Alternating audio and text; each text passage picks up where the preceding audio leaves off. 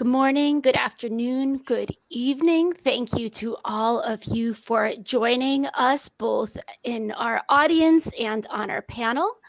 We're here today speaking about organizational change in the era of COVID. Social and economic impacts of the COVID-19 pandemic have derailed progress towards achieving the United Nations Sustainable Development Goals, and the sector anticipates setbacks which can impair ability. So this session will explore what has changed as a result of COVID-19 and how we might shift. Today, we have with us Elizabeth Cousins, President and Chief Executive Officer of the United Nations Foundation, which connects people, ideas, and resources with the United Nations to solve global problems. We have Manish Bapta, Executive Vice President and Managing Director of the World Resources Institute. WRI is a global research organization that spans more than 60 countries, turning big ideas into action at the nexus of environment, economic opportunity, and human well-being. And finally, we have Michelle Nunn, President and CEO of CARE USA, a leading humanitarian organization fighting global poverty by empowering girls and women. And I'm Deborah Willig, Director of NGO Futures at Interaction, an initiative that helps our member organizations in the sector to adapt and change in a wildly changing world. So with that, I would love to hear first from Manish and then from Elizabeth. What do you think are the most troublesome setbacks with the COVID-19 pandemic and its knock-on effects? Great, Deborah, thank you. And it's a delight to be with all of you today. Great question. It's hard to remember, but if we think back at January, February of 2020, the world looked incredibly different. For those of us working on issues related to climate and sustainable development, it was supposed to be the super year for sustainability. We had important conferences on biodiversity, on oceans, on climate, major action forcing events. We were 5 years into the SDGs, about to enter the decisive decade where we would really be able to shift economic systems in ways that could kind of align with the Paris Agreement, align with the SDGs, and then enter COVID, and everything went, awry. Massive impacts in terms of poverty, hunger, gender, in ways none of us could have imagined.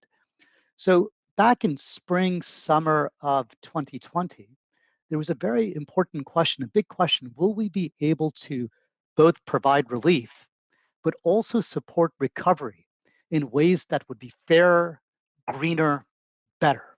That was the question. Here we are a year later, and the evidence is actually mixed at best. A lot of money did go into helping shore up economies, provide liquidity, reflate societies, but much of that was highly concentrated in the rich world. 15 trillion was mobilized. 85% of that went to rich countries. Only about 100 billion went into low-income countries. We saw K-shaped recoveries happening within countries all around the world. And in terms of those investments that went into infrastructure or other environmentally sensitive sectors, the vast majority of that was brown. Outside of Europe, most of it was traditional business as usual investment, didn't deal with issues of inclusiveness, issues of sustainability. And so I think one of the real challenges is the very limited fiscal space we have moving forward. Getting these investments right, absolutely once in a generation moment, but we still have time to fix the challenge. Two issues I just want to call out. One, I think part of the challenge we've had is how to make the case that more inclusive, more green investments deal with the very short-term urgent needs that countries are facing today. Issues around how to create jobs where jobs have been lost, investments that have strong economic multipliers, programs that could be scaled effectively immediately. Were we able to effectively make the argument to countries, to finance ministers, to planning ministers, that that was the way to go? And the second point I would make is particularly the challenge in low-income countries where fiscal space is heavily constrained, debt is increasing significantly. How do we ensure that finance flows to those countries and supports a more inclusive, a more green recovery? How do we get the multilateral development banks to invest in that type of future? How do we think about debt relief in an ambitious way, but connected to those sustainability goals? So still a lot to play for, a few setbacks, but a really important agenda for all of us in the coming year. So some initial reflections on your question. Awesome. Thank you. Yeah, being green and inclusive and recovering from these financial setbacks in a way that does enable all societies to prosper in a more sustainable way. Elizabeth, I'm curious from you, what do you find are some of the most troubling setbacks from the pandemic and its knock-on effects? Thank you, Deborah. And it is wonderful to join you all today. And I completely agree with everything that Manish has just laid out. You know, you ask about setbacks, and there are sadly too many to choose from. You know, at a time when a pandemic of this scale is estimated to have set back human development by some 20 years.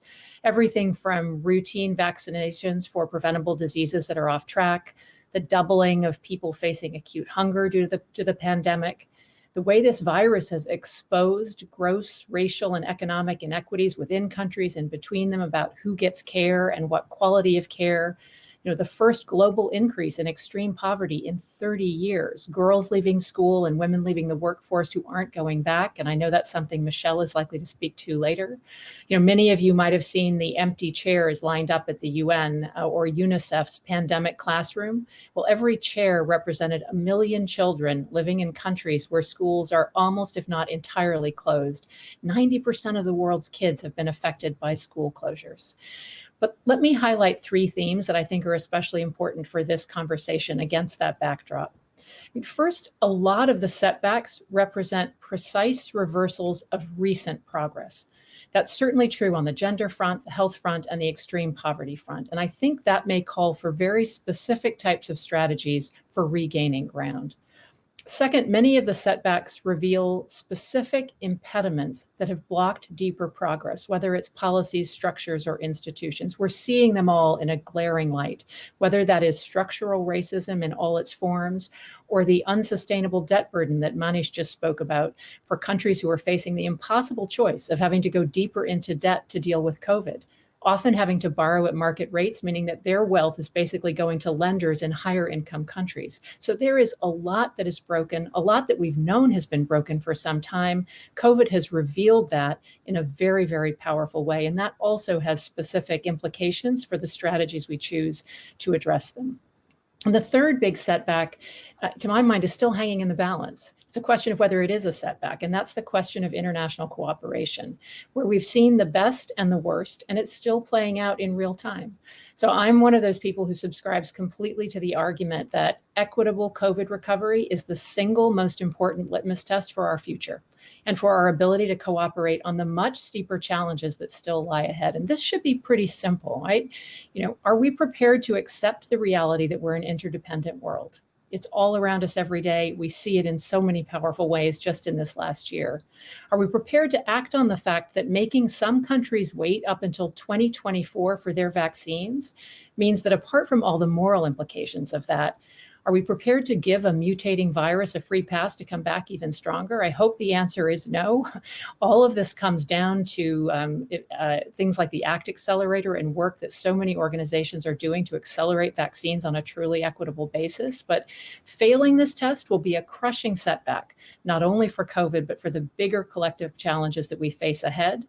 But succeeding, if we get our act together, we literally act together, will give us an incredible and an essential boost of confidence in our capacity to cooperate at scale in other critical areas. So a lot of big setbacks and also some real tests, whether they're a setback or not, and what it means for moving forward.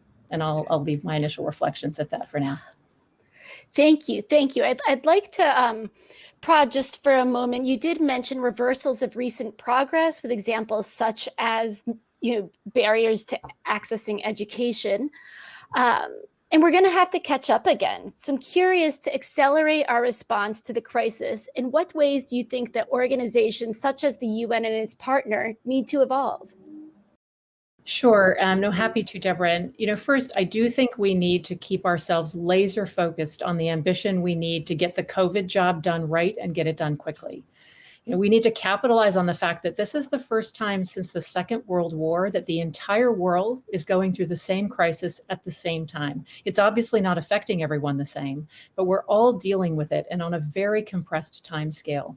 So that's a challenge, but it's also an incredible opportunity to muster true global cooperation to overcome a common threat. And getting that done will put incredible wind in our sails for wider issues. So we just can't let up the pace. But second, we've seen real institutional stretch and innovation from a lot of organizations in COVID response, from the UN to all of its partners. And I mentioned the ACT Accelerator earlier. I think that's a really interesting experiment to look at. It's brought the world's leading health agencies together to push themselves, to push their mandates, to deliver in a really unified way against this exceptional threat. I think about the World Health Organization and how we collaborated with them over the last year with other philanthropic partners to create the largest and most diversified pooled fund in history inside of 2 to 3 months. This is something called the COVID-19 Solidarity Response Fund that literally turned on every spigot to try to raise early funds for urgent needs and managed to tap generosity in 190 countries, 650,000 people, dozens of companies in a way that was really an innovation and something I think one can look at and build on. And we've seen so many organizations stretch, pivot, and collaborate in new ways. All of that can be the norm, not the exception. Third, and very much following from that, we've seen the power of partnership, I think, really start to come into its own. Deep collaboration across sectors and geographies. That's clearly the way we need to organize ourselves even more so in the future. And you can see that at every level. And then just a last, I guess, kind of simple point, but I think important to make here, that for the UN, for partners, for all of us as in our organizations, goes again very much to Manish's earliest point. We need to make crystal clear that the SDGs have to be at the heart of recovery. That means equity needs to be at the heart of recovery, sustainability needs to be at the heart of recovery, and really going to the fundamental structural and other challenges that have made sustainability and equity so challenging in years past. That needs to be changed in years going forward. And this really is a time-sensitive opportunity to do that. Awesome. Thank you.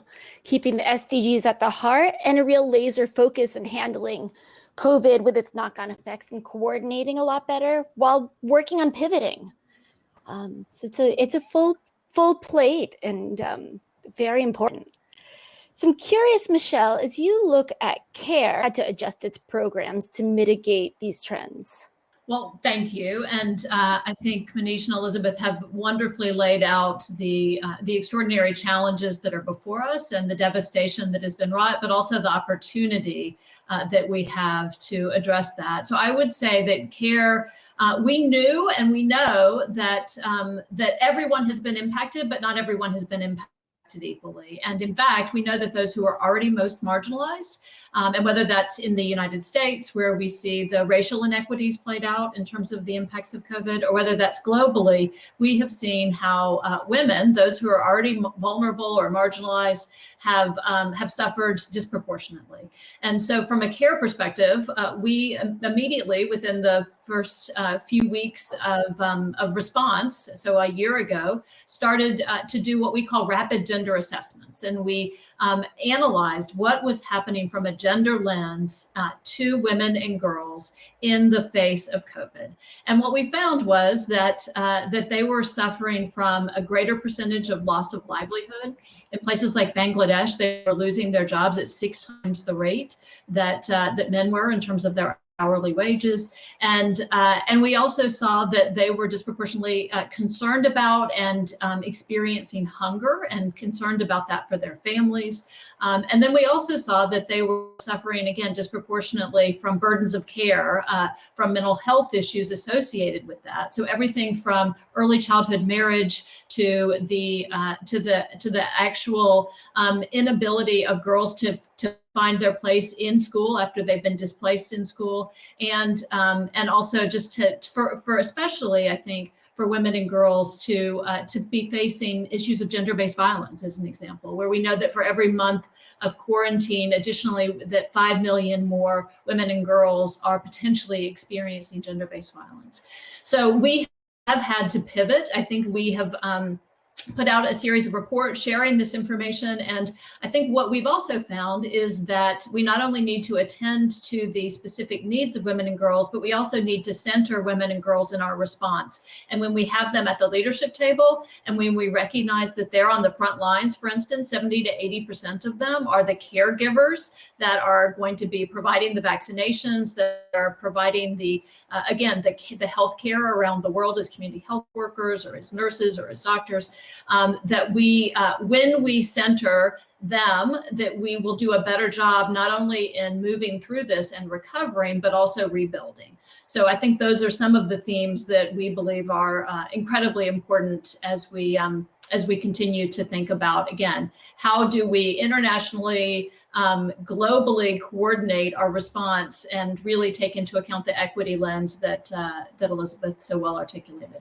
Speaking of the equity lens, I'm also curious about equitable access to vaccines. I believe CARE is involved in some ways, and I'm curious your thoughts on how NGOs have to operate differently now than in the past year for better vaccine access.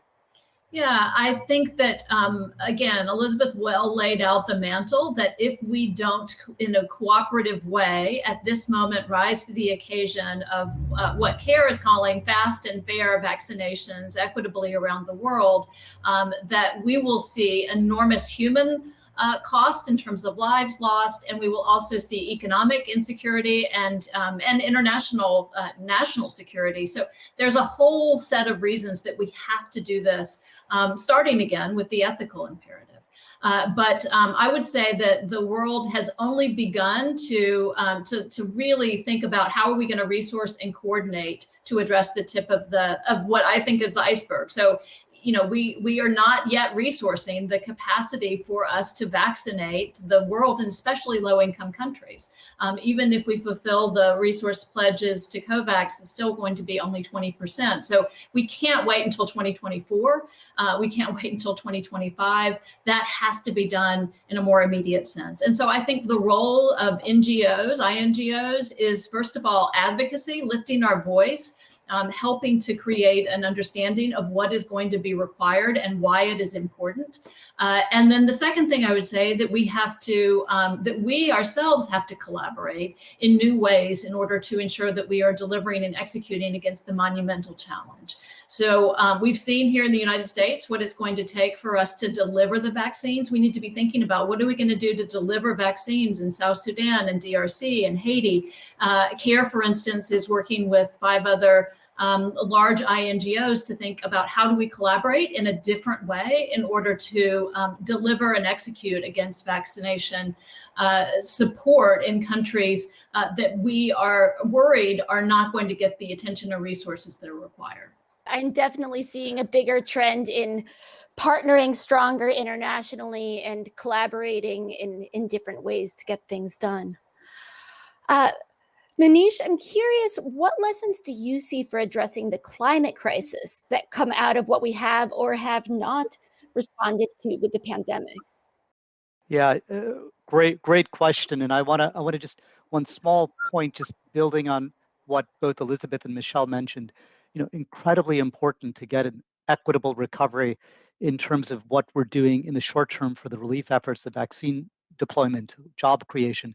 I think where my organization, where some of our work also comes in, is as one starts to focus on reinvigorating kind of the economy, recreating jobs, how we both are able to respond to these very urgent short-term needs, but doing so in ways that also align with the kind of medium-term shifts we need to see around climate, around sustainability. And so that's just a very kind of important kind of observation about how we can tackle both at the same time. I just want to put up, in terms of lessons, 2 or 3 themes that we've really seen. I want to pick up on this equity theme, and I'm going to use an example that isn't specifically related to the pandemic, but has a real relevance to, I think, a challenge the climate community has struggled with for quite some time. So the Pittsburgh Post-Gazette, some of you may have heard this story, a couple of weeks before the US elections, after 50 or 60 years, decided to endorse Donald Trump. And they had lots of caveats as to why they chose to endorse a Republican after 60 years endorsing Democrats. But one of the central arguments they made as a city, as a community that was focused on a coal-dependent kind of space, that the climate, clean energy revolution that the Biden-Harris ticket was proposing may be very good in aggregate, but wasn't very good for Pittsburgh and its surrounding communities. And the point here is, I think the climate community has done a better job of recognizing that overall growth, jobs in aggregate, might be better through a clean energy future, but needs to be much more granular for that coal-dependent community, for certain sectors that'll be particularly hit hard. How does one think about a truly inclusive and just transition? And being able to have the evidence base, the programs that enable one to put that in practice. So this issue of equity that is much more granular in nature is, I think, an important lesson that the climate community has realized we must get right if we want a durable response to the pandemic in ways that tackle the climate crisis.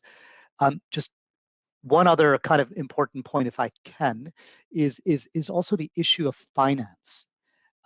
There is an incredible amount of disbelief and shock from the developing world, who, after decades of asking for support to help with climate, to help with sustainable development, sees the rich world mobilize $15 trillion quite easily to reflate their own economies, yet struggle for years to mobilize either ODA, 0.7% of GNI, or 100 billion climate finance targets. And this has created a real significant sense of distrust in these international processes. How do we shore that up? How do we rebuild that trust? How do we regain that spirit of solidarity is a really important question for the international community right now. And so that point about how we can actually restore credibility and solidarity between countries by honoring the ODA commitments, by honoring the climate finance commitments, to enable low-income countries in this time of crisis to meet the Paris Agreement and SDGs is just another critical question that I think we need to be grappling with, and an important lesson for those of us who work in the North. And throughout this panel, words that keep coming up: inclusiveness, international cooperation, trust, equitable, pivoting, laser focus, and solidarity. They are big, important concepts. And when we bring it home to how do we apply this as leaders of organizations, I'm curious, what organizational changes have you noticed during COVID that we should be paying attention to, and why are they important?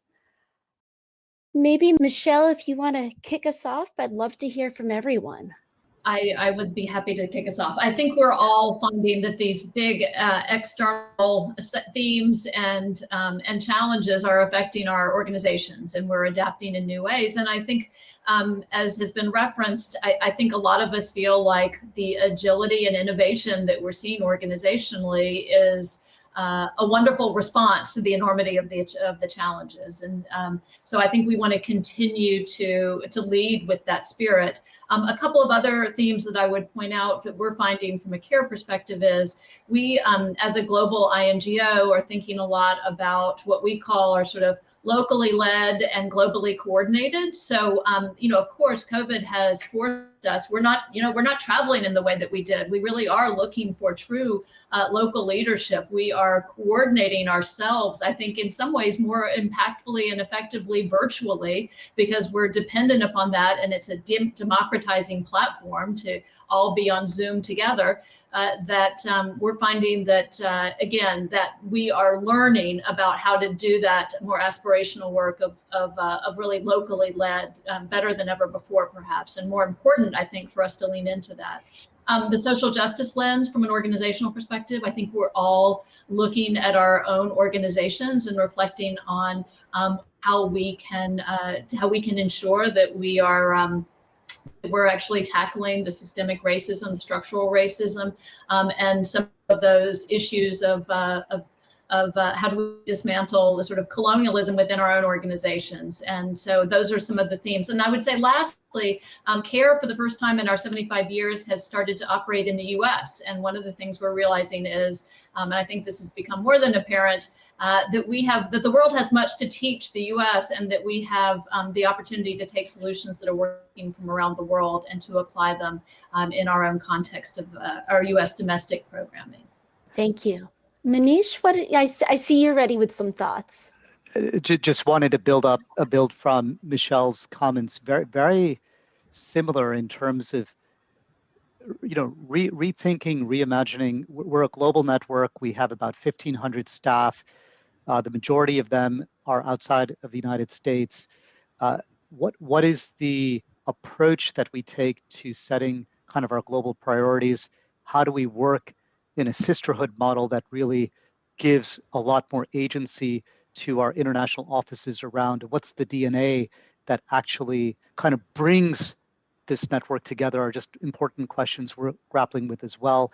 The issue of how we integrate issues of diversity, equity, and inclusion are not only central to how we look at ourselves as an organization, but how we do that in a much more systematic way in our programmatic work is incredibly important. And we've been trying to be quite deliberate, not only in trying to source candidates and new staff from people from areas that we have not been as well represented, but also new disciplines.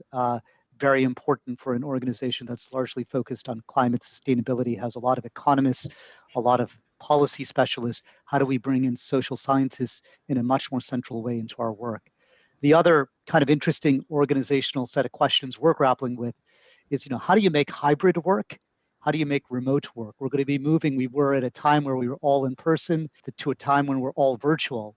And now we're moving in this kind of hybrid where certain events, certain meetings, some people are in person, some people aren't, raises very interesting questions around inclusivity, equity, who has a seat at the table. I think that's quite interesting. Even as an organization we're grappling with, we used to allow people to work from home on Fridays. We'll have more flexibility in terms of when people work from home, but how do you find the right balance between working from home and working in the office? Do we be more open or flexible about people working remotely from homes that are far away from the office? So there's a whole set of interesting questions on hybrid work, remote work that we're also grappling with as well. Absolutely. And I'm a little curious how that shifts some of the power dynamic too, as people don't have to sit in the same 100 feet as other people to have an equal voice at the table during this virtual world.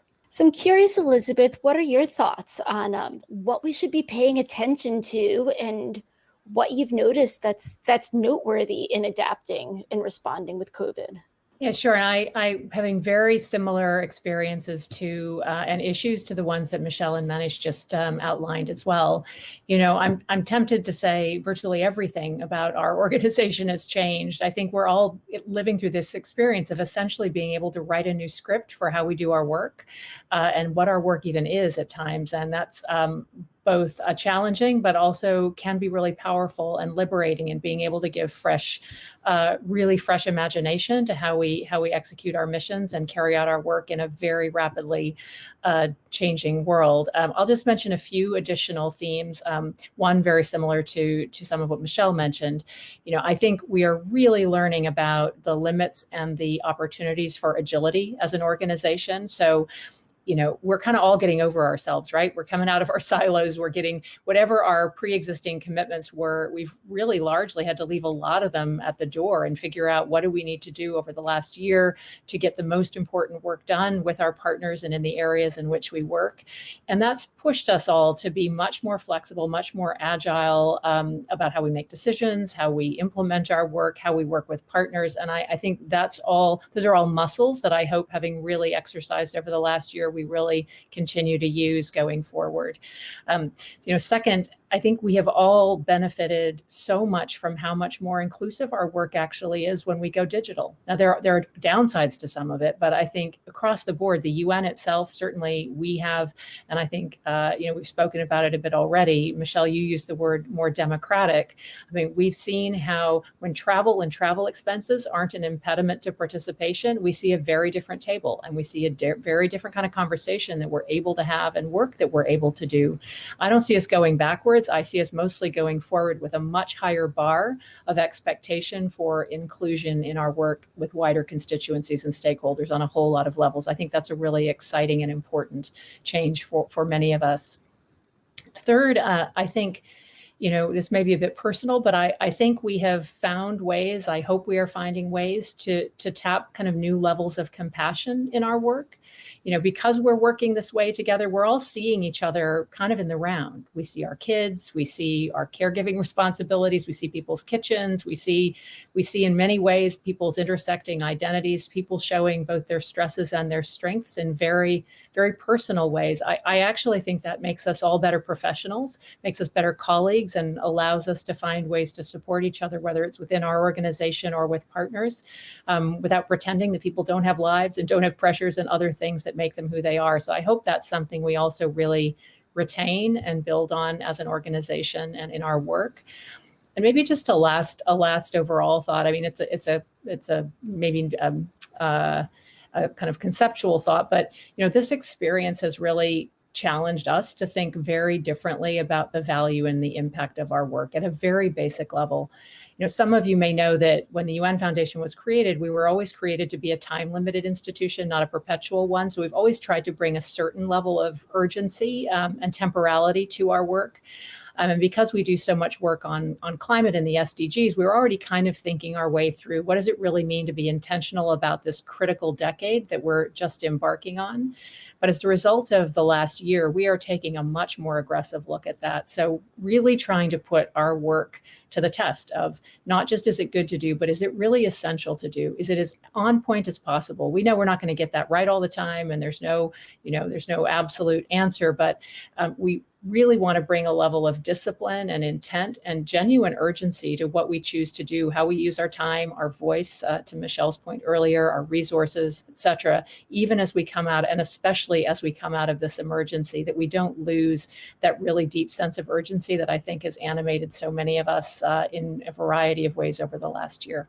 Your closing there just nailed the question that was in my head. So one of the things with NGO Futures that we do quite often with our member organizations is adaptive leadership sensitization, and the notion, there's part of you that you're evolving as a leader, as an institution.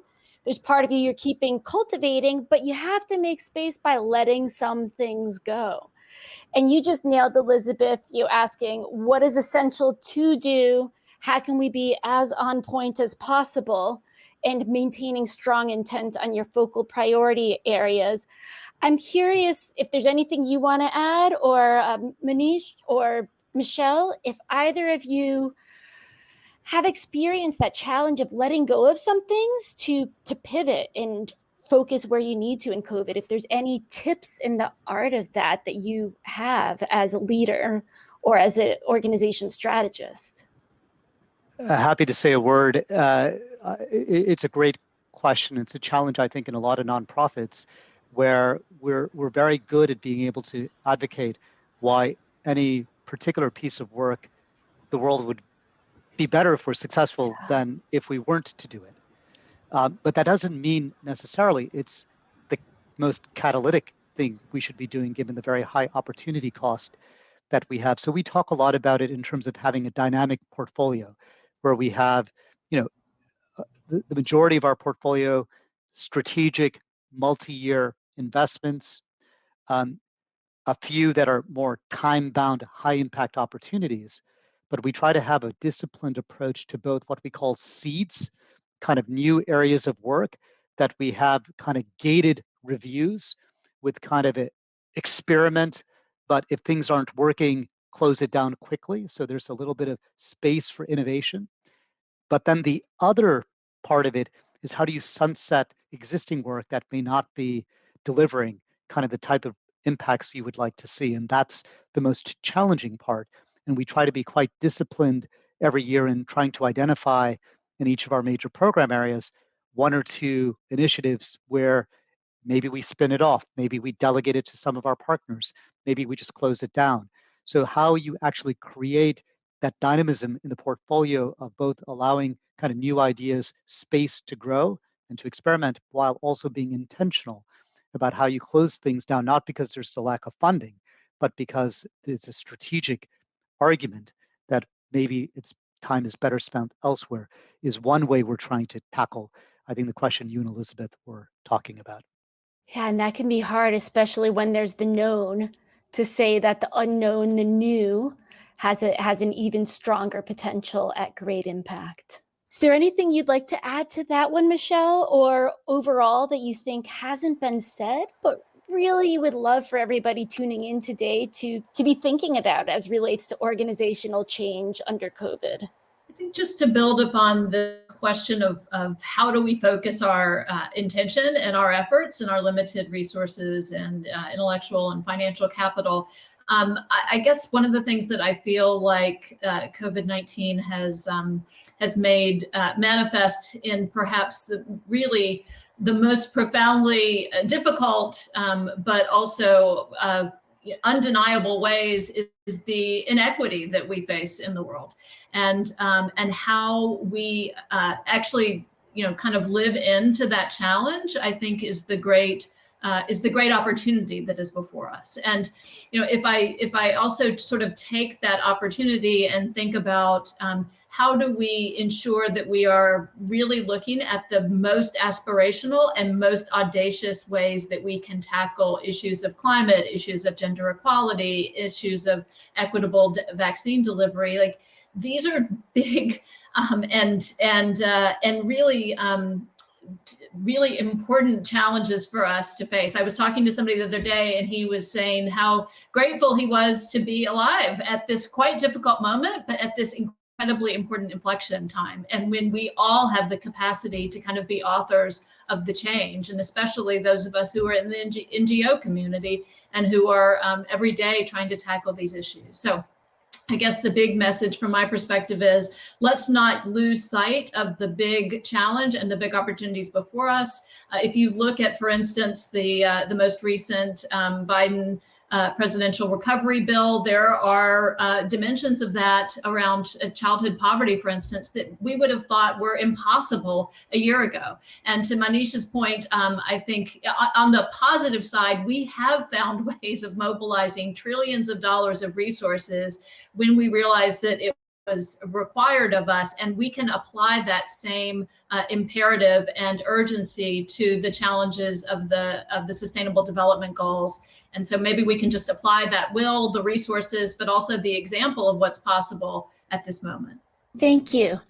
Manish, Elizabeth, do you have any final thoughts? And then I have one more question, but I just want to check if there's something that you're thinking, this thing really hasn't been said that I want to add to the front of people's minds. I'm not sure it's that it hasn't been said, but can I just 1,000% underscore the phrase Michelle just used? This is all about what's possible. And I love the word audacity. I think that is entirely the spirit that we need to be entering this period in as individuals, as leaders, or colleagues within organizations, in our communities, that this is such a history-making time.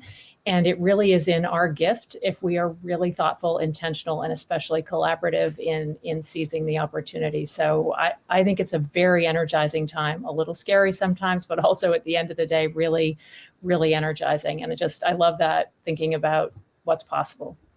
And maybe building on that, what we thought we would have the decade to do has to some extent been telescoped into the next 2-3 years in light of how all of the recovery kind of investments are going to be programmed. And I think that really both creates an incredible opportunity to kind of get that right. And so I do think there's still so much to get right in the next 18 months about how to really get this decisive decade with a solid foundation in these early years. And there's so much happening in this coming year. The G7, the Leaders Summit that Biden will be organizing on climate, the G20, a variety of major international conferences along several critical SDGs. So there's real moments, action-forcing moments that can help shift the needle in very significant ways. So there's a lot to play for, and the role for nonprofits at this particular point in time, the importance of the role of nonprofits can't be overstated. Thank you. One final question. In an earlier chapter, I was a professional communicator where you were told to tell people what you were going to tell them it, and then tell them what you told them. What 1 to 2 things do you want people tuning in to remember tomorrow, next week, the week after, regarding organizational change in the era of COVID-19? So this is your chance to emphasize, what do you absolutely want them to lock in front of mind? Maybe I'll jump in. I would say that we greet this moment with agility, keeping pace with the enormous change in the world. 2, audacity, so some risk taking, because I think that's going to be required as we move forward. And 3, maybe around aspiration. Just, I think this is a moment to think big and to act big. I loved what Michelle said, so absolutely endorse that. The point I would make, at least from the kind of climate and sustainability community, is really to get much more serious about understanding what an inclusive, what an equitable approach to climate and sustainability actually looks like on the ground. To get much more granular about understanding the distributions of benefits, of costs, of the type of system change we need to see, and to think about how one creates a truly fair, just transition in that process. The pandemic has, in stark relief, revealed not only the existing inequalities in the system, but has further exacerbated that. Unless we can tackle that effectively as we think about the system change we want to see, we're not going to get the type of durable, sustainable, audacious solutions we ultimately need. It won't surprise you to know that I completely agree with everything that's just been said. I would just say solidarity is destiny. And this is a test. We have literally been set a test as a world about whether we can overcome something that actually is solvable. We know how much it costs. We know the strategies, the instruments. We can do it in a meaningful period of time for the entire world. And it really is truly a test of bigger things that we have ahead. I think we can pass it if we bring and summon that kind of bravery and scale of ambition, but that's exactly what we need to do, and exactly in the time frame that we've just been talking about. So I think this community has an incredible amount of power and influence and agency in all of that. And the more that you all and we all pull together, it will make that possible. So solidarity is destiny is my final phrase of the day. Solidarity is destiny indeed. Thank you, Elizabeth, Michelle, Manish. This has been fantastic wisdom and insight. Thank you to all who are tuning in. And I'll just reiterate what was said earlier. It's time to live into the challenge and ask what's possible. So again, good morning, good afternoon, good night, and thank you for joining us.